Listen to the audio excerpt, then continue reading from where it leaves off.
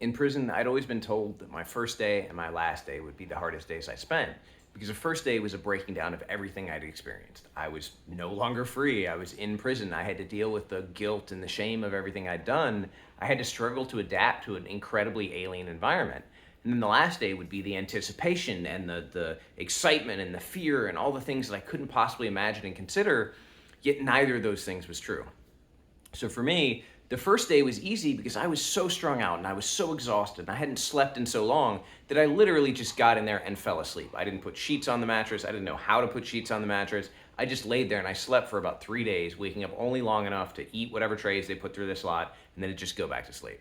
It was the most miserable, broken, everything I'd ever been. In a weird way, that ended up making it easier because I was so broken that adjusting to a new environment was easier. It wasn't like I was giving up some great life. I wasn't thinking about all the things I'd lost.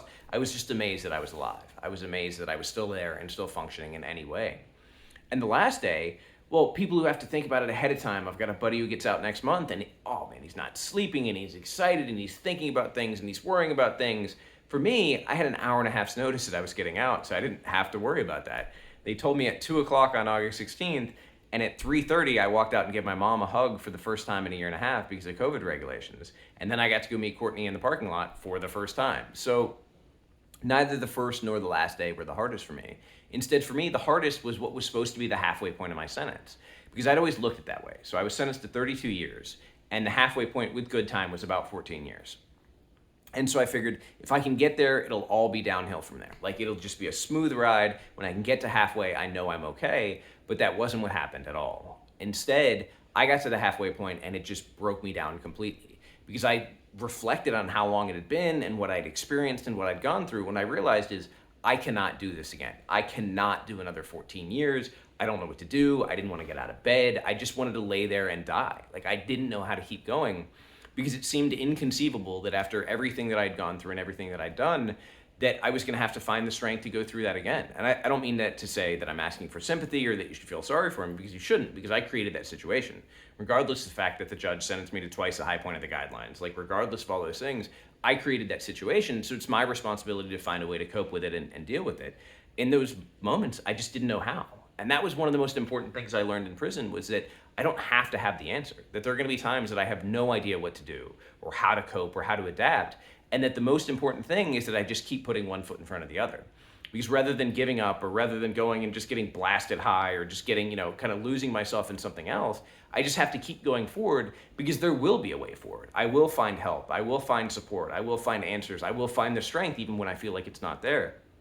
But that day, man, I mean, it turned into about a week that I didn't want to get out of bed. It broke me down so much because it felt like, all right, I've come so far and this situation has allowed me to learn a lot of things. This situation has allowed me to become the person that I am, but I don't know what more I can learn. Like, I don't know what more I can do.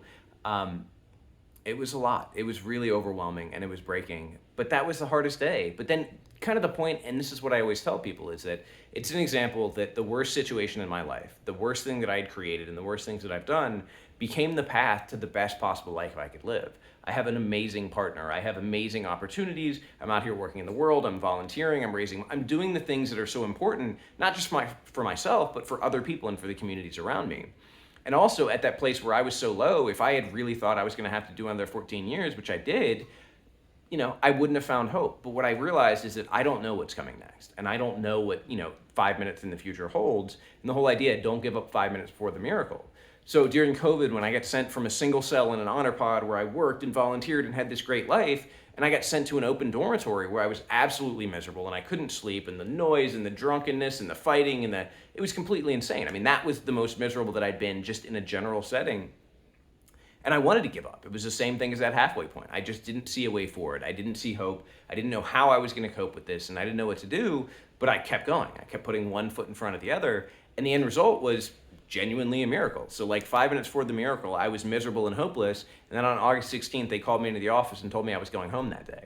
So sometimes we don't know what's coming, and sometimes we don't know how we're going to get there, but the point is to keep going because there always is going to be a change. There always is going to be a way. There's always going to be support. There's going to be a path, and just remembering that and having faith in that. Not faith that things are going to work out a specific way or things are going to work out the way we want them to do, but that things are going to work out, that we are going to find a way to continue, and the world is going to have a space for us.